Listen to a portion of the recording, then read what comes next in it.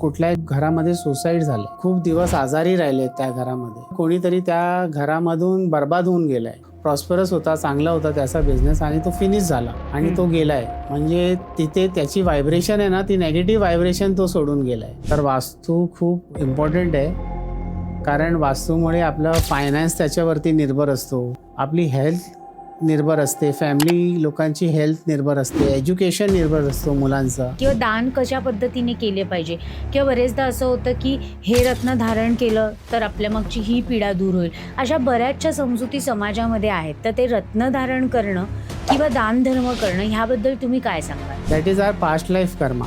त्याच्यामुळे आपल्याला यश भेटत नाही. तर जे लोक आपल्या मुलांची कुंडली वेळेवर दाखवतात, म्हणजे त्यांच्यामध्ये प्रथा आहे दाखवायची कुंडली, ते आपल्या मुलांची 15 वर्षाच्या आत या सगळ्या दोषांची शांती करून घेतात. अनेक लोक कर्ज आणि EMI मुळे खूप त्रस्त असतात.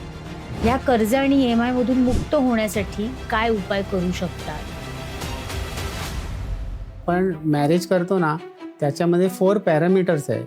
लग्न झाल्यानंतर बघायचं फर्स्ट हेल्थ, दोघांची हेल्थ चांगली असायला पाहिजे. सेकंड इज फायनान्स चांगला असायला पाहिजे, संतती सुख भेटायला पाहिजे आणि कॉम्पॅटेबिलिटी पाहिजे, दोघांमध्ये अंडरस्टँडिंग पाहिजे. हे बघा, साऊथ वेस्टचा जो फ्लॅट आहे ना, तो राहूचा फ्लॅट आहे, राक्षसाचा फ्लॅट आहे. आणि राक्षस आहे तो धर्माला मानत नाही, राहू धर्माला मानत नाही. कधीतरी यश खूप उशिरा मिळतं, कधीतरी काही लोकांना सहजपणे यश मिळतं. तर ह्याबद्दल तुम्ही काय सांगाल? आणि आर्टिफिशियल प्लांट्स आहेत ना, ते घरामध्ये ठेवायचे नाही.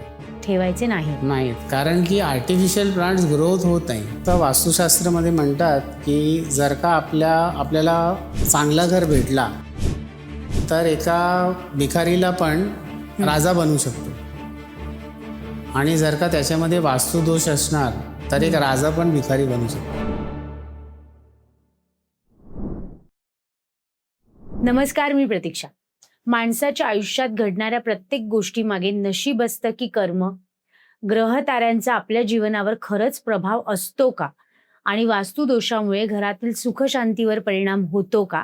अशा अनेक प्रश्नांची उत्तरं जाणून घेण्यासाठी आज आपल्या वार्तालाप जंक्शनच्या मंचावर उपस्थित आहेत ज्योतिष आणि वास्तुशास्त्र क्षेत्रातील एक अनुभवी व्यक्तिमत्व श्री अजय गुरुजी. 2010 पासून ते हजारो लोकांच्या ज्योतिष आणि वास्तूच्या माध्यमातून मार्गदर्शन करत आहेत. त्यांच्या कार्याचा गौरव म्हणून त्यांना 2025 मध्ये national icon award best astrologer आणि वास्तू कन्सल्टंट हा सन्मान मिळाला आहे. चला तर मग अंधश्रद्धा आणि विज्ञान यांच्या सीमेवर उभ्या असलेल्या ज्योतिष आणि वास्तुशास्त्राचा खरा अर्थ जाणून घेऊयात आजच्या या पॉडकास्टच्या माध्यमातून. आजच्या युगामध्ये कुंडली असेल, ज्योतिष असेल, ह्याच्यावरतीचा जो विश्वास आहे, म्हणजे आजची जी पिढी आहे, तर कुठेतरी त्यांच्यामध्ये खूप साऱ्या गफलती आहेत. तर आज आम्ही ह्या पॉडकास्टच्या माध्यमातून त्याच तुमच्याकडनं जाणून घेण्याचा प्रयत्न करणार आहोत. आणि अंधश्रद्धा आणि विज्ञान यांच्यामध्ये कसा फरक आहे, किंवा ह्या गोष्टी विज्ञानाच्या दृष्टीने कितपत योग्य आहेत, हे आज तुम्ही आम्हाला नक्कीच समजावून सांगाल याची मला खात्री आहे. ह्याच अनुषंगाने मी तुम्हाला पहिला प्रश्न विचारू इच्छिते. लग्न, रास, नक्षत्र, गोचर, महादशा आणि अंतर्दशा म्हणजे नेमकं काय, आणि त्याचा एखाद्या व्यक्तीच्या जीवनावर कसा प्रभाव पडतो? जेव्हा एका माणसाचा जन्म होतो तेव्हा जी लग्न कुंडली बनते, म्हणजे जन्माच्या अनुसार जी कुंडली बनते त्याला लग्न कुंडली म्हणतात. अच्छा. आणि ज्योतिषशास्त्रामध्ये जेव्हा लग्न कुंडलीचं आपण विश्लेषण करतो तेव्हा महादशा आणि अंतर्दशा पाहतो. महादशा आणि अंतर्दशाचे ग्रह ज्या भावात बसले आहेत त्याचा प्रभाव येणार. अच्छा. आणि ग्रह तर तिकडे बसले नाही आहेत, ग्रह तर मूव्ह होत आहेत. तर आता जिथे ग्रह बसले आहेत त्याला गोचर म्हणतात. आणि महादशा, अंतर्दशा आणि गोचर त्याबरोबर नक्षत्र पण बघावं लागेल की जे ग्रह आहेत ते कुठल्या नक्षत्रामध्ये बसले. मग पूर्ण पिक्चर आपल्याला भेटेल की आता या माणसाला, स्त्री किंवा पुरुषला, आता जो वेळ आहे तो कसा जाणार आहे, कुठला ग्रहांचा प्रभाव आहे आणि त्याच्या मागे काय उपाय करावे लागेल, असं आहे. बरेचदा काय होतं की दान केलं की आपल्याला पुण्य लागतं, किंवा दान धर्म करा की जी केलेली पापं नष्ट होतात. म्हणजे अशा चुकीच्या समजुती आहेत, किंवा दान कशा पद्धतीने केले पाहिजे, किंवा बरेचदा असं होतं की हे रत्न धारण केलं तर आपल्या मागची ही पीडा दूर होईल. अशा बऱ्याचशा समजुती समाजामध्ये आहेत. तर ते रत्न धारण करणं किंवा दान धर्म करणं ह्याबद्दल तुम्ही काय सांगाल? हे बघा, एक सिंपल उदाहरण देतो. आपल्या घरातून आपण काय वस्तू काढतो जे आपल्याला नाही हवे आहेत, कपडे, फर्निचर. बरोबर. तर तसेच अशुभ ग्रह जे आहेत, फक्त तेच ग्रहांचा आपल्याला दान करायचा आणि जे आपले शुभ ग्रह आहेत त्यांचा रत्न धारण करायचं. समजा की आपल्या अच्छा. कुंडलीमध्ये कोणाच्या गुरु आहे, तो शुभ आहे, तर गुरुचा रत्न पुखराज तो धारण करू शकतो. पण शनी जर का मंगलचं लग्न आहे, वृश्चिक लग्न आहे, तर मेष लग्न आहे, तर तो नीलम घालू शकत नाही, कारण तो शत्रू आहे. शनी त्याचा शत्रू आहे. मग त्याला कधीही आपल्याला हे समजायचं आहे की कधी पण शत्रूचे रत्न धारण करायचे नाहीत आणि आपले दान आहे ते आपले मित्रकरांचे करायचे नाहीत, नाहीतर ते निष्क्रिय होणार, डिॲक्टिवेट होणार आपल्या कुंडलीतून आणि आपल्याला आपल्या शुभग्रहांचा प्रभाव पाहिजे आहेत आपल्या कुंडलीमध्ये.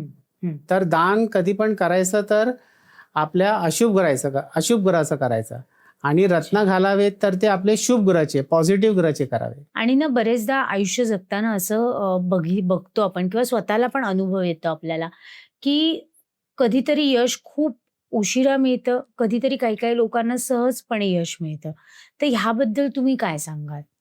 याच्यामध्ये ना पास्ट लाईफ कर्म आहे, म्हणजे कार्मिक डेप्ट आपण म्हणतो ना, म्हणजे आपला खूप सारे जन्म झाले सर्वांचे. अच्छा. पास्ट लाईफ मध्ये आम्ही सगळ्यांनी खूप जन्म घेतले आहेत. मग त्या जन्मामध्ये आपल्या हातातून चांगली गोष्टी पण घडल्या आहेत आणि काय पाप पण घडले आहेत.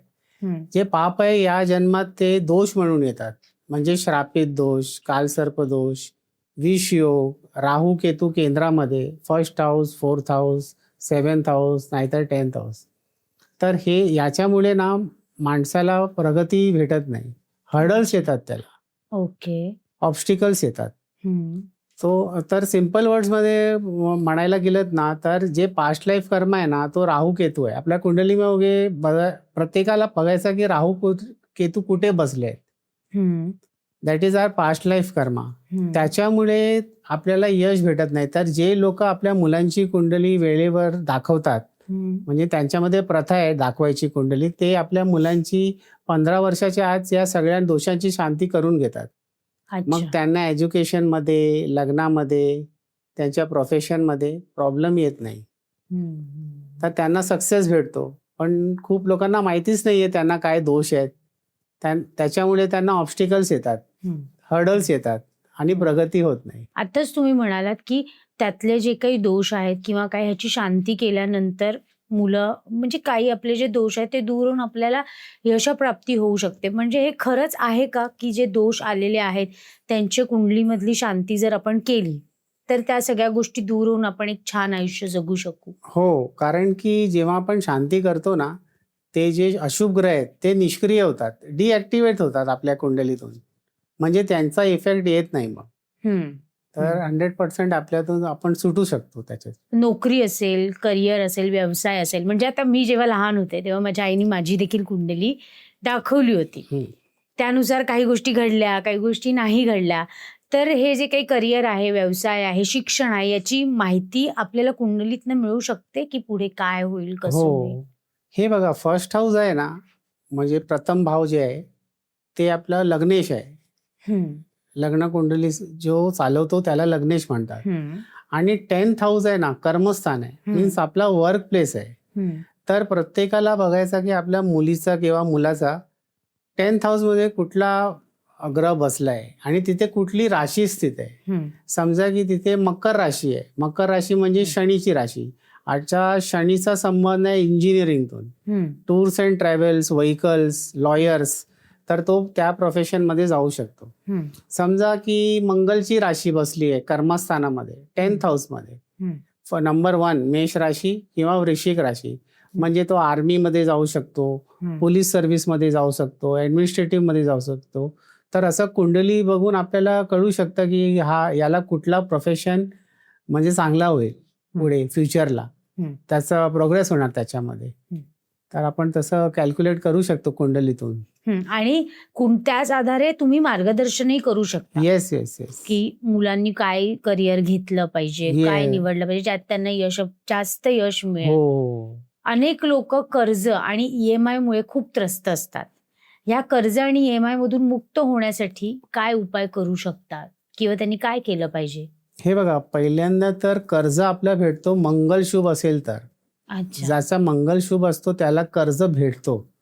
पण कर्ज फेटायला म्हणजे रिपे करायला इन्कम पाहिजे. आणि इन्कमसाठी गुरु बघावा लागेल. गुरु बृहस्पती कुंडलीमध्ये जर का बृहस्पती नीच आहे म्हणजे डेबिलेटेड आहे, वीक आहे म्हणजे त्याची डिग्री कमी आहे, तर गुरुपूजन करायला हवं. गुरुपूजन म्हणजे विष्णू अवतार, कुठलेही विष्णू अवतार, श्रीराम, श्रीकृष्ण, श्री तिरुपती बालाजी यांना गुरुवारी एक घीचा दिया लावायचा. अच्छा. आणि 4 येलो पेढे, पिवळे पेढे ठेवायचे, त्याच्यावरती 2-4 तुळशीपत्र ठेवायचे आणि 1 तास ठेवल्यानंतर प्रसाद म्हणून आपण खाऊ शकतो.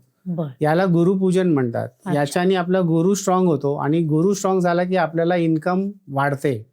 मग आपण लोन्स जे आहे ते रिपे करू शकतो. तर आपल्याला लोन्स भेटतात मंगलमुळे, पण ते रिपे करायला इन्कम जे देतो ते बृहस्पती देतो, गुरु. तर त्याचे गुरुपूजन केलं तर तो प्रॉब्लेम सॉल्व्ह होतो. खूप छान माहिती आम्हाला या पॉडकास्टच्या माध्यमातून मिळते, कारण बरेचदा बऱ्याचशा गोष्टींमध्ये कन्फ्युजन्स असतात, काय करायचं काय कळत नाही आणि मग लोक चुकीची माहिती कुठून तरी घेतात आणि काहीतरी चुकीच्या गोष्टींच्या आहारी जातात आणि आपण बघतोय समाजामध्ये काय काय गोष्टी घडतायत. पुढे जाऊयात ह्याच मुलाखतीमध्ये. काही मुलींचे प्रेमसंबंध जुळत नाहीत आणि जुळले तरी ते टिकत नाहीत, असं फार समाजामध्ये सध्या आपण बघतोय, ही परिस्थिती आहे. तर मग अशा वेळेस काय करावं? प्रेम संबंध आपण कुंडलीमध्ये 5th हाऊस मधून बघतो, पंचम स्थान. अच्छा. तर 5th हाऊस मध्ये जर का शनी, राहू, केतू, मंगल, सूर्य बसले आहेत किंवा एकादश भाव म्हणजे 11th हाऊस मध्ये शनी, राहू, केतू किंवा मंगल बसले आहेत, मग त्यांची दृष्टी पडेल 5th हाऊस मध्ये. तर हे ग्रह आहेत ना, हे प्रेम संबंध सक्सेस व्हायला देत नाहीत. अच्छा. शनी, राहू, केतू, मंगल आणि सूर्य. मग कोणाची कुंडलीमध्ये जर का असे ग्रह बसलेत, मग त्यांना त्यांची शांती करायला हवी. मग त्यांचा प्रेम संबंध मध्ये काय प्रॉब्लेम येणार नाही. अच्छा. आणि शुक्र आहे ना, तो कारक आहे प्रेम संबंधाचा. रोमॅन्सचा कारक आहे तो शुक्र आहे. आणि कुंडलीमध्ये जर का शुक्र नीच असेल, डेबिलेटेड असेल किंवा तिची डिग्री कमी असेल, म्हणजे तो मृत असेल किंवा बालअवस्थात असेल, तरी सुद्धा प्रेम संबंध होत नाही, टिकत नाही. आणि मग हे जे सगळे डिव्होर्सचं प्रमाण वाढतंय, सगळीकडेच आपण बघतो की काही कारण असेल तर डिव्होर्स होतात, तर मग ह्या सगळ्याच्या मागची कारणं काय असू शकतात? त्याच्यामध्ये ना अगोदर मॅचिंग करायला पाहिजे कुंडली. अच्छा, म्हणजे जुळवं. हा, कारण की काय, आपण मॅरेज करतो ना, त्याच्यामध्ये 4 पॅरामीटर्स आहे. लग्न झाल्यानंतर बघायचं फर्स्ट हेल्थ, दोघांची हेल्थ चांगली असायला पाहिजे. सेकंड इज फायनान्स चांगला असायला पाहिजे. संतती सुख भेटायला पाहिजे आणि कॉम्पॅटेबिलिटी पाहिजे, दोघांमध्ये अंडरस्टँडिंग पाहिजे. तर ते आपल्याला मॅचिंग वरून कळतं. जसं भकूट आहे, भकूट मधून आपल्याला राशी मैत्री कळते की यांचं कॉम्पॅटेबिलिटी राहणार की नाही. तसंच नाडी दोष असेल तर विवाह टिकत नाही, म्हणजे त्याच्यामध्ये प्रॉब्लेम्स येतात. एक जण मांगलिक आहे, दुसरा मांगलिक नाही आहे आणि मंगल दोष कॅन्सल पण नाही होत आहे, तरी सुद्धा मॅरेज मध्ये प्रॉब्लेम्स येतात. आता सप्तम स्थानी जर का शनी, राहू, केतू, मंगल किंवा सूर्य बसले आहेत किंवा 12th हाऊस, द्वादश भाव मध्ये पण शनी, राहू, केतू, मंगल किंवा सूर्य बसले आहेत, तेव्हा पण मॅरेज लाईफ डिस्टर्ब होते. याच्याबरोबर नवमाश कुंडली पण बघावी लागते. हे एका ज्योतिषाने कॅल्क्युलेट केलं आणि त्याच्यानंतर जे रिझल्ट आला त्याच्यावरती आपल्याला मॅरेजचं हे डिसिजन घेतलं तर बरं होतं. नाहीतर काय, हे सगळं नंतर मॅरेज लाईफ डिस्टर्ब करतं. तर मॅचिंग करून घेतली ना, तर आपल्याला एक क्लॅरिटी भेटते की आमचं जीवन यांच्या बरोबर कसं जाणार पुढे. गुरुजी, ह्याच अनुषंगाने एक प्रश्न विचारायचा वाटतो जो माझ्या मनात आत्ता तुमचं उत्तर ऐकताना आलंय, की जर डिवोर्स होतोय आणि जर असं आहे की नाही हे लग्न कुठेतरी टिकवायचंय, तर त्याच्यासाठी म्हणजे बाकी तर कन्सल्टंट वगैरे ह्या गोष्टी आहेतच, पण ज्योतिषशास्त्रामध्ये पण काही उपाय असतात का? हो, हे बघा, प्रत्येक दोषला काही ना काही शांती आहे, त्या ग्रहाची शांती आहे. तर जो पापग्रह आपल्या लग्नाला बाधित करतोय, म्हणजे त्याच्यामध्ये बाधा उत्पन्न करतोय, त्याची शांती आपण त्र्यंबकेश्वरला जाऊन करू शकतो. अच्छा. ही शांती तीर्थावर केली तर चांगलं आहे, कारण की तीर्थस्थानावरती जशी की गोदावरी आहे, गंगा, यमुना, गोदावरी, मंदाकिनी, या नदीच्या पाणीमध्ये ती ताकद आहे ती दोष ग्रहण करण्यासाठी. तर कुठल्याही तीर्थमध्ये जाऊन ते जे दोष आहे आपल्याला लागलेले, या कुंडलीमध्ये प्रॉब्लेम येत आहेत मॅरिड लाईफमध्ये, तर त्यांची शांती केली की आपल्याला तो दोष निघून जातो आणि आपली मॅरिड लाईफ सुधारते. आणि ना बरेचदा असं बघतो आम्ही, त्याच्यावरती तुमचा मला सल्ला किंवा तुम्ही काय आमच्या प्रेक्षकांना सांगू इच्छिता हे मला विचारायचंय, की बरेचदा अनेक बाबा असतात. काही पण प्रॉब्लेम झाला की बरेचसे लोक त्या बाबांकडे जातात किंवा काय, आणि मग तुम्ही बघताय पुढे काय होतं. जसे डॉक्टर असतात, ताप आला की डॉक्टर, डोकं दुखतंय तर डॉक्टर, तसे तुम्ही पण ह्याच्यातले सायंटिफिकली डॉक्टर आहात, हे सगळ्या ज्योतिषशास्त्रातले. तर मग हे जे काही बाबागिरी चालू आहे, तर त्याच्याबद्दल तुम्हाला काय सांगावं असं वाटतं? हे बघा, प्रत्येक शास्त्र, आता हे ज्योतिषशास्त्र आहे ना, that is back by knowledge, म्हणजे एक कॅल्क्युलेशन बेस्ड आहे, होरा शास्त्र आहे. म्हणजे आम्ही जे पण प्रिडिक्शन देतो त्याच्या मागे एक टेक्स्ट आहे, होरा शास्त्र म्हणून टेक्स्ट आहे. पण जे बाबा लोक आहेत ना, ते आपल्या मनातून काहीतरी रत्न देतात, काहीतरी उपाय देतात आणि लोकांना एक्सपिरियन्स नाही मधून ते त्यांच्याकडे जातात आणि फसतात. एक ज्योतिषी जो काय आपल्याला रेमेडीज देणार, उपाय देणार ना, तो शास्त्रानुसार देणार, स्वतःचा तो देऊ शकत नाही. शास्त्रसंमत असेल तरच तो देऊ शकतो आणि त्याचा परिणाम येतो. पण हे बाबा लोक काय शास्त्र याच्यातून जात नाही, ते आपल्या मनातून काहीतरी उपाय देतात आणि तो काय नेगेटिव्ह इफेक्ट पण आणू शकतो. कारण की याच्यामध्ये जर का ज्योतिषांनी आपल्याला उपाय दिलाय आणि त्याचा प्रिडिक्शन त्यांनी परफेक्टली केलंय तर आपल्याला प्रॉब्लेम येणार नाही. पण हे बाबा लोकांनी काहीतरी असं काही उपाय दिले तर चांगला, फॉर एक्झाम्पल आपल्या शुभ ग्रहाची आपण दान केली किंवा अशुभ ग्रहाची आपण रत्न धारण केले त्यांनी दिलेले, तर आणखीन प्रॉब्लेम येणार लाईफमध्ये. मग प्रत्येकाला बघायला हवं की ज्याच्याकडे आपण जातोय तो त्याचा स्वतःचा नॉलेज त्याच्यामध्ये परफेक्ट आहे. आता हे बाबा लोक आहेत ते नॉलेज म्हणजे तसं नाहीये, ते फक्त त्यांच्याकडे काही लोक असतात, ते जातात, दुसरे लोक फॉलो करतात, ते काय तावीज देतात, हे देतात, मग त्यांच्यामुळे आणखीन प्रॉब्लेम येऊ शकतो आणि पैसे पण जातात लोकांचे. खूप माझ्याकडे येतात, लोकांनी लाखो रुपये गेले आहेत, हे तावीज घाला, हे तावीज घाला, तुमचा बरं होईल, नाही झालं तर तू आता स्ट्रॉंग बनवायला पाहिजे तावीजला, मग आता आणखीन 5,000 10,000 लागणार, असे लोकांना खूप पैसे डुबवले त्याच्यामध्ये. तर एक ऑथेंटिक पर्सनकडे आपण ॲस्ट्रॉलॉजरकडे जा, चौकशी करा, रेफरन्स काढा आणि आपल्या रेफरन्स काढला आणि कोणाला विचारलं किंवा गुगलवरती आपण इन्क्वायरी केली तर आपल्याला चांगले लोक भेटणार. पण अशी लोकांकडे जाणं रिस्की आहे. करेक्ट. म्हणूनच मी हा प्रश्न आवर्जून तुम्हाला या पॉडकास्ट मध्ये विचारला, कारण बरेचदा दिशाभूल होते आणि मग सगळ्याच गोष्टी फसत जातात. आणि आपल्याला ह्या पॉडकास्टच्या माध्यमातून आपल्या लोकांना अवेअरच करायचे, हाच आपला हेतू आहे. पुढे जाऊयात. आजकाल काही मुलांचे अभ्यासात मनच लागत नाही आणि जे मन लावून अभ्यास करतात त्यांना अपेक्षित गुण मिळत नाही, तर असं का होतं? हे बघा, अभ्यासामध्ये ना मुलांना 2 ग्रहाची गरज आहे. मेन आहे गुरु म्हणजे ज्ञान आणि बुद्धी म्हणजे मेमरी. आता गुरु जर का पॉवरफुल नसेल, कुंडलीमध्ये डेबिलेटेड असेल, नीचचा असेल, मग त्याचा मनामध्येच नाही येणार अभ्यास करायचा.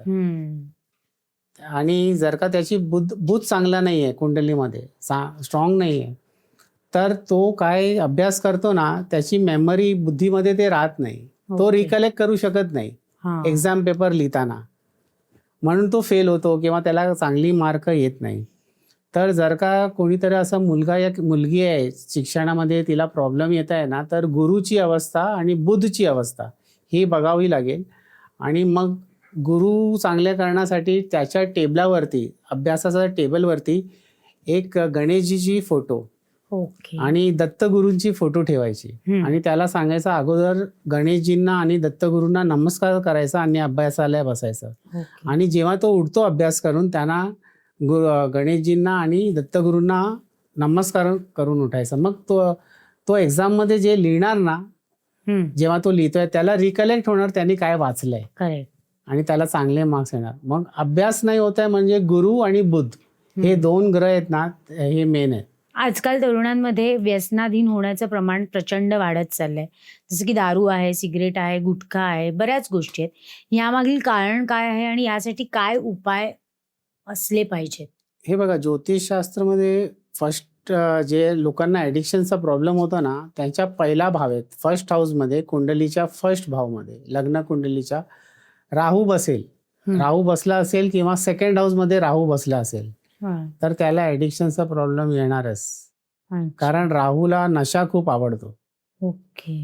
आणि कुठलाही ॲडिक्शन त्याला लागणार. हं. म्हणजे अल्कोहोल, स्मोकिंग, ड्रग्स पण लागू शकतं. हं. तर बघावं लागेल कुंडलीच्या अनुसार, ज्योतिषाच्या अनुसार त्याच्या फर्स्ट हाऊस आणि सेकंड हाऊस मधले कुठला ग्रह बसलाय. हं. तसाच राहूचा नक्षत्र आहे, जसा की आद्रा, स्वाती, शतभिषा, या लोकांना पण ॲडिक्शनचा प्रॉब्लेम खूप होतो. हं. तर एकदा ते बघितलं तर राहूचं दान करायचं हं. किंवा राहू ग्रहाची शांती करायची. मग ॲडिक्शनची प्रॉब्लेम आपण टाळू शकतो. गुरुजी, वास्तू संबंधित काही प्रश्न मला तुम्हाला विचारावेसे वाटतायत. आपल्या घरातील वास्तूचा आपल्यावर परिणाम होत असतो का?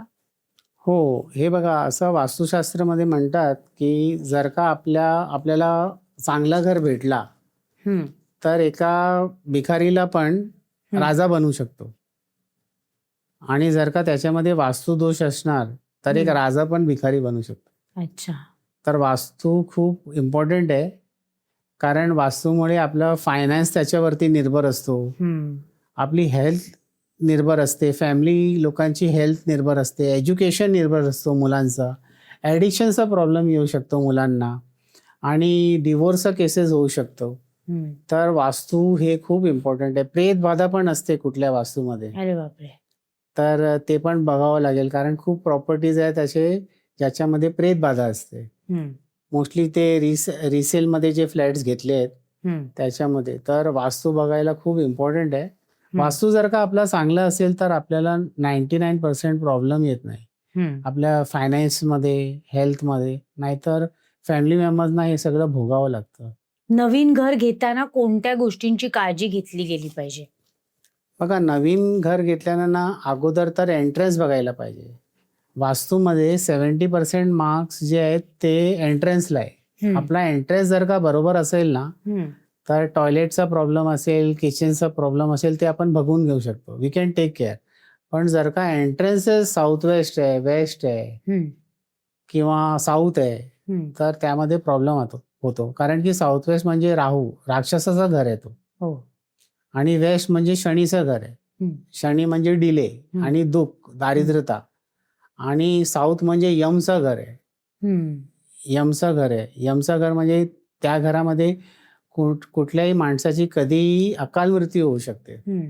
तर एंट्रन्स आणि तसंच किचन. हं. किचन जर का बरोबर नसेल, साऊथ वेस्ट साईडला स्टोव असेल, तर तामसिक भोजन बनतो त्याच्यामध्ये, राक्षसिक भोजन बनतो. हं. मग लोकांचं मन पण तसं होईल. हं. तर किचन आणि टॉयलेट जर का साऊथ वेस्टमध्ये असेल, हं. तर पैसे आपल्याला कडे टिकत नाही. हं. साऊथ वेस्ट आहे तो पृथ्वी कोण आहे. पृथ्वी काय करते, सोकून घेते. आपण पृथ्वीमध्ये काय पण टाकलं, ऑइल टाकलं, पाणी टाकलं, तसं तो पैसा सोकून घेतो. अरे. म्हणजे पैसा टिकत नाही. मेडिकल एक्सपेन्सेस, काहीतरी रिपेअरिंग एक्सपेन्सेस, अशा म्हणजे साऊथ वेस्ट टॉयलेट तसं चांगलं नाही आहे. आणि नॉर्थ ईस्टला पण टॉयलेट चांगला नाही. अच्छा. तो आजार पण देतो. एक फॅमिली मेंबर आजारीच राहणार. म्हणजे ही सगळी काळजी घ्यायला पाहिजे आपल्याला. हं. फ्लॅट घेण्याच्या अगोदर हे सगळं बघायचं म्हणजे आवश्यक आहे. आणि हे आपण कसं ओळखावं? म्हणजे आता एक उदाहरण मी माझ्या डोळ्यासमोर बघितलेलं आहे, की त्यांचं सगळं छान होतं. व्यवस्थित होतं सगळं. पण त्यांनी त्यांचं घर बदललं आणि म्हणजे त्यांच्या घरामध्ये एकाचा मृत्यू झाला. म्हणजे त्यांची आई गेली. वडील सतत आजारी असतात. मुलींची लग्न होत नाहीयेत. तर असं सगळं त्यांच्या घरात घडतंय. तर याचा अर्थ तो वास्तूचाच दोष असू शकतो. हो, कुंडलीचा पण असू शकतो, वास्तूचा पण असू शकतो. जर का कुठल्याही घरामध्ये सुसाईड झालं अच्छा. किंवा काही लोक खूप दिवस आजारी राहिलेत त्या घरामध्ये, हं. बेडवरती राहिलेत 1 हं. वर्ष, 2 वर्ष, 5 वर्ष, हं. नाहीतर कोणीतरी त्या घरामधून बर्बाद होऊन गेलाय. हां.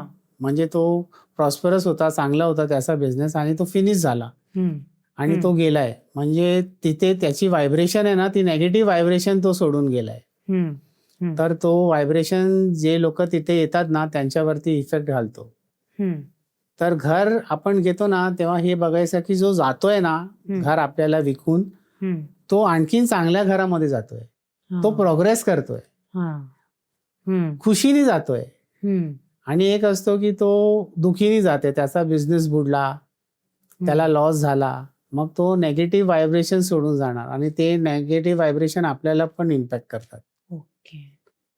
तर जे घर आपण घेतो, जे आपल्याला देतोय ना, तो प्रोग्रेस करून जायला पाहिजे, हॅपीली जायला पाहिजे, सुखी होऊन जायला पाहिजे, दुखी होऊन नुकसान करून जायला नाही पाहिजे. बरोबर. तसं घर घेतलं तर आपली प्रगती होते. वेस्ट किंवा साऊथ वेस्ट दिशेला स्वयंपाकघर जर असेल तर त्याचे काय परिणाम होतात?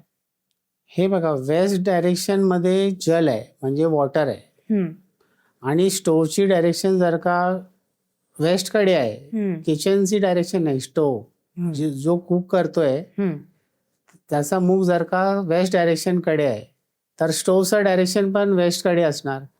म्हणजे वेस्ट कडे जल आहे, वॉटर, आणि अग्नी हे शत्रू आहेत, मग घरामध्ये भांडणं होणार, असं आहे.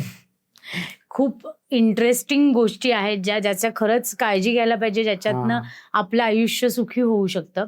साऊथ वेस्ट एंट्री फ्लॅट का टाळावेत? साऊथ वेस्ट प्रवेशद्वार असलेल्या फ्लॅटचे परिणाम काय असतात आणि त्यासाठी कोणते उपाय करता येतात? हे बघा, साऊथ वेस्टचा जो फ्लॅट आहे ना तो राहूचा फ्लॅट आहे, राक्षसाचा फ्लॅट आहे, आणि राक्षस आहे तो धर्माला मानत नाही, राहू धर्माला मानत नाही. मग या घरामध्ये मुलांना ॲडिक्शन, चोरी करण्याची व्यसन लागते, हॅबिट लागतो, ते चोऱ्या करतात घरामध्ये, आणि ॲडिक्शन तर होणारच आहे का. आणि यापेक्षा घरामध्ये ना व्हायलन्स खूप असेल एकमेकांबरोबर, व्हर्बल व्हायलन्स असेल, म्हणजे बोलण्यावरती पण चांगलं बोलणं नाही, आणि आजार पण, एक माणूस आजारीच राहणार, हॉस्पिटल एक्सपेन्सेस राहणार, आणि हा घर आहे ना आपल्याला सोडत पण नाही, आपण स्वतःहून हा घर सोडू शकत नाही, तो आपल्याला लाथ मारून काढतो असं म्हणतात. मग तो विकू पण आपण नाही शकत. अच्छा. जसं आपण हा घर विकायला गेले तर काहीतरी चांगली गोष्ट होणार, चांगले पैसे येणार, सगळं काही चांगलं होणार, मग आपण कन्फ्यूज होणार की आता काय सगळं काही तर चांगलं आहे, कशाला विकायचं. आणि आपण डिसिजन चेंज केलं तर 2-3 महिन्यात परत तेच सुरू होणार. तर साऊथ वेस्टचं घर आहे ना तो राक्षसाचं घर आहे, राहूचा घर आहे, आणि राहूचा काम आहे कन्फ्यूज करण्याचा. तो कन्फ्यूज करतो माणसाला, मुलांना डिसिजन्स वरती कन्फ्यूज करणार, एज्युकेशन कुठला घ्यायचा त्याच्यावरती कन्फ्यूज करणार. मग अशा घरामध्ये आपण पाहणार की मुलं कोर्स काय घेतात ते कम्प्लीट करत नाही, नंतर सांगतात मला हे कोर्स करायचा नाहीये, म्हणजे वेळ पण गेला, पैसे पण गेले, आणि या घरामध्ये भांडणं खूप होतात, मग डिवोर्सचा पण प्रॉब्लेम येऊ शकतो पुढे. मग साऊथ वेस्ट एंट्री अवॉइड केली तेच बरी. आणि इन जनरल म्हणजे घरात, आता मी सामान्य व्यक्ती आहे, तर इन जनरल घरामध्ये सकारात्मक वातावरण ठेवण्यासाठी किंवा काय असं चांगलं वातावरण ठेवण्यासाठी एखादा काय मंत्र आहे जो आपण घरामध्ये लावून ठेवावा किंवा त्याचे जप करावा? तसं तर आपण काय श्रीराम जय राम जय जय राम असं ते मशीन येतं ते पण लावू शकतो, युट्यूब वरती हनुमान चालिसा लावू शकतो, आणि बॅम्बूची जी अगरबत्ती येते ना ती आपल्याला बॅम्बूलेस अगरबत्ती यूज करायला पाहिजे. ती जी बॅम्बू बासवाली येते ना, आपल्या हिंदू धर्मात, सनातन धर्मामध्ये ना आपण बासला जाळत नाही, वी डोंट बर्न बॅम्बू. बॅम्बूला जाळणं म्हणजे हे खूप वाईट आहे, तर बॅम्बूलेस अगरबत्ती यूज करा घरामध्ये. ओके. आणि आर्टिफिशियल प्लांट्स आहेत ना ते घरामध्ये ठेवायचे नाहीत, कारण की आर्टिफिशियल प्लांट्स ग्रोथ होत नाही, आणि ते आपल्याला पण ग्रो व्हायला देत नाही. ते दिसायला चांगले दिसणार, पण आर्टिफिशियल प्लांट्स जे आहेत त्याच्यामध्ये स्वतः लाईफ नाहीये, मग ती आपली लाईफ एनर्जी ड्रेन करणार, आणि ते ग्रो होत नाही, मग आपल्याला पण ग्रो होणार देणार नाही. दुसरं, आपला जो घराचा नॉर्थ ईस्ट डायरेक्शन आहे तो लाईट ठेवायचा, त्याच्यामध्ये जास्त वजन ठेवायचं नाही. ओके. हे सिंपल मी सांगतोय, हे केलं ना आपल्याला आपला वास्तू, कोणाचाही वास्तू असेल घराचा, खूप चांगलं त्याला रिझल्ट देणार. ओके. नॉर्थ ईस्ट लाईट ठेवा आणि साऊथ वेस्ट डायरेक्शन आहे ना, या साईडला खूप हेवी सामान ठेवा. अच्छा. साऊथ वेस्टला हेवी ठेवा आणि नॉर्थ ईस्ट जे आहेत ना त्याला लाईट, त्या साईडला लाईट ठेवा. आणि शू रॅक आहे त्याला ऑलवेज कव्हर करून ठेवायचं, ओपन नाही ठेवायचं शू रॅक. ओके. खूप लोक आहेत ना ते शू रॅक आहे ते ओपन ठेवतात, मग त्या घरामध्ये लक्ष्मी येत नाही. अच्छा. आणि घरामध्ये ash colour, grey colour, sky blue colour, blue colour, निळा कलर हा वापरायचा नाही वापरायचा. कारण की निळा कलर, ब्लू कलर हे राहूचा कलर आहे. मग कन्फ्युजन देणार, डिप्रेशन देणार, एन्झायटी देणार. आणि ॲश कलर पण राहूचा कलर आहे आणि ब्लॅक कलर शनीचा कलर आहे. शनी म्हणजे दुःख, दारिद्र्यता. आणि टोमॅटो रेड पण कलर यूज करायचा नाही. टोमॅटो रेड मंगलचा कलर आहे, तो उग्र कलर आहे. आपण केसरी कलर वापरू शकतो, ऑरेंज, पण टोमॅटो रेड नाही, कारण टोमॅटो रेड प्युअर मंगलचा कलर आहे. मग मंगल कुंडली ज्योतिषशास्त्रामध्ये म्हणतात आणि वास्तूमध्ये की मंगल करतो दंगल, म्हणजे फाईट्स होणार घरामध्ये. तर कारण तो उग्र कलर आहे ना, तर टोमॅटो रेड कलर वापरायचा नाही. Sky blue, blue, ash colour आणि ब्लॅक हे अवॉइडच करायचं. ओके. बेस्ट कलर्स आहेत येलो, पिंक, व्हाईट. शेड्स, यांचे शेड्स पण आपण लाईट वापरू शकता, डार्क वापरू शकता, पण ब्लू अवॉइड करायचं, ब्लॅक अवॉइड करायचं आणि टोमॅटो रेड अवॉइड करायचं. ओके. तर आपला वास्तू आपल्याला खूप चांगला परिणाम देणार. खूप खरंच छान माहिती तुमच्याकडनं आज आम्हाला मिळतीये. पुढे जाऊयात. पुढे जाऊन मी तुम्हाला असा प्रश्न विचारेन, एखाद्या फ्लॅटमध्ये वास्तुदोष असल्यास त्यासाठी कोणते उपाय करता येतात, तसेच आपल्या घराला सकारात्मक ऊर्जा देण्यासाठी किंवा घर जागृत करण्यासाठी कोणते उपाय आहेत? हे बघा, तसे तर खूप आहेत, पण क्रिस्टल एनर्जी आहेत ना, क्रिस्टल्सने आपण बॅलन्स करू शकतो एनर्जी. आता पुष्कळ क्रिस्टल्स येतात, प्रत्येक एनर्जी बॅलन्स करायला त्याला रेक्टिफिकेशन म्हणतात. रेक्टिफिकेशन म्हणजे कुठेही आपल्या घरामध्ये दोष आहे तर तिकडे कुठलाही तत्व जास्त आहे किंवा कमी आहे. आता किचन आहे तिथे अग्नितत्व पाहिजे, आणि जर का अग्नितत्व कमी असेल आणि जलतत्व जास्त असेल तर अग्नितत्व बॅलन्स करायला तिथे अग्नीचं क्रिस्टल ठेवायला पाहिजे, म्हणजे रेड कार्नेलियन किंवा रेड जॅस्पर. मग अग्नितत्व बॅलन्स झाला मग आपल्याला प्रॉब्लेम येत नाही. जसं शनीचा प्रॉब्लेम आहे तर एमेथिस्ट म्हणून क्रिस्टल येतो, तो शनीचाच क्रिस्टल आहे. जर का आपण ते ठेवलं तर याची शनीची जी एनर्जी आहे ती बॅलन्स होते. आता टॉयलेटमध्ये राहू आहे, राहू जर का इम्बॅलन्स झाला तर आजार पण देणार, कन्फ्युजन देणार, डिप्रेशन देणार, एन्झायटी देणार. तर टॉयलेटमध्ये आपण ब्लॅक टर्मोलिन क्रिस्टल येतो तो ठेवू शकतो. तर असे क्रिस्टल्स ठेवून आपण कुठे जास्त एनर्जी कुठल्या ग्रहाची वाढली आहे, म्हणजे कुठल्या याच्यामध्ये इम्बॅलन्स होत आहे ते रेक्टिफाय करू शकतो. आणि त्याचा मेंटेनन्स पण कमी आहे. पिरॅमिड जे सगळे निघून जातात आणि मेटल्स जे आहेत ते पण थोड्या दिवसांनी म्हणजे रस्ट पकडणार, असं काही प्रॉब्लेम येणार. पण क्रिस्टल्स काय आहेत, थोड्या दिवसांनी तुम्ही जर का त्याच्यावरती धूळमट्टी बसली तर आपल्या किचनमध्ये घेऊन जा, वॉश करा आणि परत ठेवा, काय प्रॉब्लेम नाही. त्याचा काय मेंटेनन्स नाही, एकदा घेतल्या तर आपण यूज करा. आता एन्झायटी आणि डिप्रेशनचा खूप लोकांना प्रॉब्लेम होतं, तर ते मूनस्टोन होतो क्रिस्टल, ते आपल्या बेडरूम मध्ये ठेवू शकतो. मग त्यांना एन्झायटी आणि डिप्रेशनची प्रॉब्लेम येणार नाही. आता रिलेशन्स मध्ये खूप प्रॉब्लेम येतो, मॅरिड कपलच्या फाईट्स होतात, आर्ग्युमेंट्स होतात, तर रोज कॉर्ड्स म्हणून क्रिस्टल आहे ते ठेवू शकतो. कोणाच्या घरामध्ये आजारपण आहे, इलनेस आहे, म्हणजे कोणाला हेल्थ प्रॉब्लेम्स असतातच, तर टायगर आई आणि ॲमोझोनाईट म्हणून क्रिस्टल्स आहेत, ते घरामध्ये ठेवलेत ना तर हे प्रॉब्लेम्स निघून जातात. आणि ब्लॅक टर्मोलिन हॉलमध्ये ठेवला तर नजर दोष लागत नाही. कोणीतरी घरी आला आणि त्यांनी त्याला बघितलं मग तो त्याचा नजर खेचून घेतो, मग आपल्या घराला नजर लागत नाही. तर असे आपण क्रिस्टलनी आपल्या घरामध्ये जे दोष आहेत त्याची रेक्टिफिकेशन पण करू शकतो आणि घराला जागृत पण करू शकतो, ऍक्टिव्हेट पण करू शकतो प्लेसमेंट करून. म्हणजे घर आपण त्या गोष्टींनी घर जागृत जागृत पण करू शकतो आपण, त्याला ऍक्टिव्हेशन म्हणतात. अच्छा. आणि जर का कुठेतरी रेक्टिफिकेशन पाहिजे, म्हणजे कुठल्याही घराचा प्रभाव नाही पाहिजे, तर त्याचा जो शत्रुग्रह आहे किंवा मित्र, शत्रूचा जर का प्रभाव पडतोय तर आपल्याला जे ग्रह पाहिजे त्याचे क्रिस्टल तिथे ठेवा मग त्याचा प्रभाव कमी होणार, शत्रूचा अच्छा. प्रभाव कमी होणार. अच्छा. तर तसं पण करू शकतो. ओके. आणि काही नकारात्मक घरामध्ये ऊर्जा आहे त्या जर टाळायच्या असतील तर काय उपाय असू शकतात? जर का असं घर आहे ना, तर सॉल्ट आहे ना, म्हणजे ते जाडा नमक येतो ना, ते पाणीमध्ये घोलून त्याच्यामध्ये पोछा मारायचा आठवड्याला 2 दिवस. अच्छा. आणि धूप लावायचा संध्याकाळी, म्हणजे 7 to 7:30 इव्हनिंगला. तर काहीतरी नकारात्मक शक्ती असेल ना, ते निघून जाणार. कारण ते त्याला ना, त्या धूपची जी आहे ना, त्याच्यामध्ये राहायला सफोकेशन होतो. ओ. धूपबत्ती जी आहे त्याच्यामुळे त्याला सफोकेशन होतो हे नकारात्मक शक्तीला. तर धूप लावायचा 7:30 वाजता संध्याकाळी. हे लावायची प्रथा ठेवा घरामध्ये. मग आपल्या घरामध्ये काही येणार पण नाही, आणि जर का कोणी काही केलंय तर निघून जाणार एका आठवड्यातच.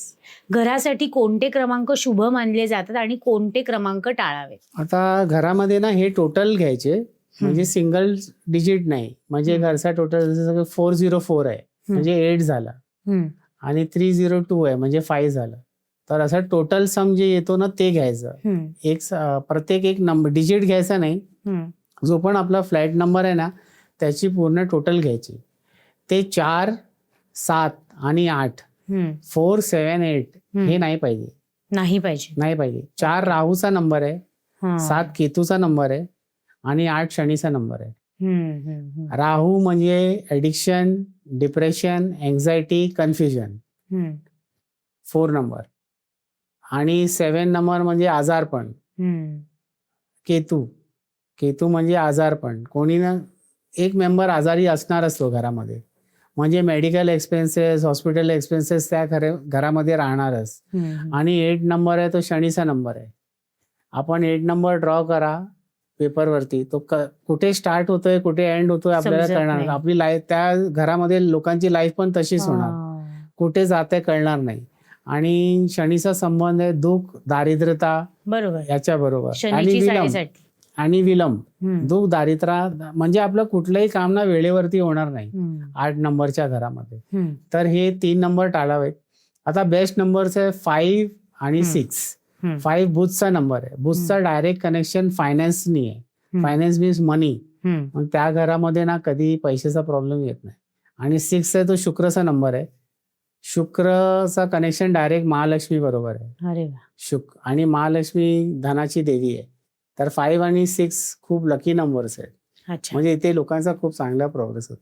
तसं 3 पण आहे, 3 नंबर पण आहे, पण ते प्रोफेसर्स आहेत, अकॅडमिक्स आहेत, ॲस्ट्रॉलॉजर्स आहेत, त्यांच्यासाठी बरं आहे. पण शुक्र आणि बिझनेसमॅन साठी 5 नंबर आणि 6 नंबर खूप चांगले. आमच्या घराचं म्हणजे रो हाऊसचा नंबर 3 आहे, म्हणजे ते शुभ आहे. गुरुचा नंबर आहे. ओके. गुरु म्हणजे टीचर्स आहेत, प्रोफेसर्स आहेत, आचार्य आहेत, ॲस्ट्रॉलॉजर्स आहेत, त्यांच्यासाठी 3 नंबर खूप शुभ. शेवटचा एक प्रश्न, ह्या ऍक्च्युली खूप आहे विचारण्यासारखं, पण प्रत्येक पॉडकास्टच्या वेळेस मी म्हणते की वेळेची मर्यादा आहे, त्यामुळे बऱ्याच गोष्टी राहून जातात. त्यातल्या जे महत्वाचं आहे ते आम्ही विचारण्याचा प्रयत्न करतो. तर ह्या पॉडकास्टच्या पण शेवटापर्यंत आपण येऊन पोहोचले. तर जाता जाता एक प्रश्न आवर्जून विचारायचा आहे. आपण अनेकदा ऐकतो की काही फ्लॅट, घरे किंवा कारखान्यांच्या जागांमध्ये भूतबाधा किंवा प्रेतबाधा असते. याच्यात कितपत सत्यता आहे किंवा किती तथ्य आहे? हे बघा, जी प्रॉपर्टीज आहेत ना, जी अनऑक्युपाईड आहेत, म्हणजे बंद आहेत, 2 वर्ष, 3 वर्ष, 4 वर्ष, ही प्रॉपर्टीज घ्यायची नाही. अच्छा. म्हणजे रिसेलची प्रॉपर्टी, फॅक्टरी प्रेमाइस असो किंवा फ्लॅट असो. कारण की जी प्रॉपर्टीज खूप दिवस बंद असतात ना, 3 वर्ष, 4 वर्ष, तिथे प्रेतांचा वास होतो. मग ते तिकडचे ओनर्स होतात आणि बाहेर आपण तिकडचे आउटसाइडर्स होतात. जसं आपल्याला ते आवडत नाही, त्यांना पण लोक आवडत नाही. मग ते त्यांचा प्रेमाइस होतो, मग ते दुसऱ्याला टिकू देणार नाही. आणि कुठल्या घरामध्ये ना सुसाईड झालेले असतात, म्हणून लोक सोडतात. मग चौकशी करायची, काहीतरी सिक्युरिटी असेल, ओल्ड सिक्युरिटी गार्ड असेल, कोणीतरी असेल, तर घेण्यापूर्वी ना त्याला काय 200-500 रुपये देऊन विचारायचं की अशी काही घटना तर घडली नाहीये, काही सुसाईड तर झाला नाही, इकडे काही मर्डर तर झालं नाहीये, तर अशी प्रॉपर्टी घ्यायची नाही. कारण तिकडे प्रेतबाधा असते. अशी खूप स्टोरीज आली आहेत आणि ती सत्य पण आहेत. तर अनऑक्युपाईड प्रॉपर्टी हम्म. म्हणजे 4 वर्ष 5 वर्ष फ्लॅट अनऑक्युपाईड होता, बंद होता, हम्म. फॅक्टरी बंद होती किंवा तिथे कोणीतरी सुसाईड केलेला आहे, कोणाचा मर्डर झालेला आहे, हम्म. तर अशी प्रॉपर्टी अवॉइड करायची. तिथे प्रेतबाधा असते. चुकून कोणी अशी प्रॉपर्टी घेतली तर त्याच्यानंतरही त्यावर काही उपाययोजना आपण करू शकतो. ते फार डिफिकल्ट आहे, हम्म. फार डिफिकल्ट आणि कॉस्टली पण आहे त्याचे हम्म. उपाय. हम्म. कारण की आता जे तांत्रिक आहेत ना 2%च नॉलेजेबल आहेत, बाकी सगळे मोस्टली चिटर्स आहेत. हम्म. त्यांना काय कळत नाही, फक्त पैसे काढून घेतात. आणि बेस्ट आहे अवॉइड करा. जर का अशी प्रॉपर्टी आली आपल्या याच्यामध्ये तर स्वतः रेंटवरती जा, हम्म. जर का विकत नसेल तर. आणि जर का विकायला होईल तर आपण विका, नाहीतर तिकडे यज्ञ करा, 2-4 वेळा यज्ञ करा, विष्णूचा यज्ञ करा, सप्तशतीचा पाठ करा, सुंदरकांड करा, हम्म. तर निघून जाणार. अजय गुरुजी, तुम्ही आमच्या या पॉडकास्टमध्ये आलात, वार्तालाप जंक्शनच्या, आणि खूप सारी माहिती तुमच्याकडनं आज आम्हाला घेता आली. तर खरंच खूप मनापासून मी आभार मानेन तुमचे की तुम्ही वेळात वेळ काढून इथे आलात आणि आमच्या प्रेक्षकांची तुम्ही इतका सुंदर संवाद साधला. आपण मला आपल्या पॉडकास्टमध्ये आमंत्रित केलं त्याबद्दल खूप खूप धन्यवाद. अजय गुरुजींसोबत आजचा संवाद केवळ ज्योतिष आणि वास्तुशास्त्रापुरता मर्यादित नव्हता, तर तो माणसाच्या जीवनातील विश्वास, सकारात्मकता आणि योग्य मार्गदर्शन याविषयी होता. ग्रहांची दिशा बदलता येते की नाही हे माहीत नाही, पण योग्य विचार आणि योग्य कृती नक्कीच जीवनाची दिशा बदलू शकते, हे आजच्या पॉडकास्टच्या माध्यमातून आपण जाणून घेऊ शकलो. मित्रांनो, आजचा संवाद तुम्हाला आवडला असेल तर व्हिडिओला लाईक करा, शेअर करा आणि आमच्या चॅनलला सबस्क्राईब करायला विसरू नका. पुन्हा भेटू अशाच एका प्रेरणादायी आणि ज्ञानवर्धक संवादासह. तोपर्यंत स्वतःची आणि स्वतःच्या कुटुंबाची काळजी घ्या आणि वार्तालाप जंक्शनवर असंच प्रेम करत राहा. धन्यवाद.